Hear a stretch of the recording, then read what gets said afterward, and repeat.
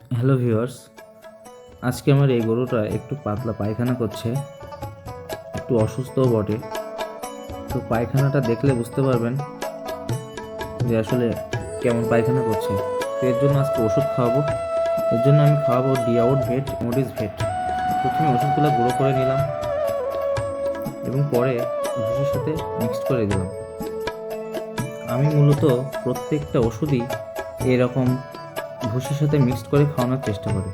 এতে করে কি হয়, তারা খুব ভালোভাবে খেতে পারে এবং তরল হয়, তো এই জন্য খুব ভালোভাবে খায়।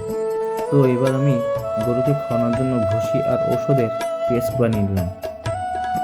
এবার গরুকে এটি খাইয়ে দেব।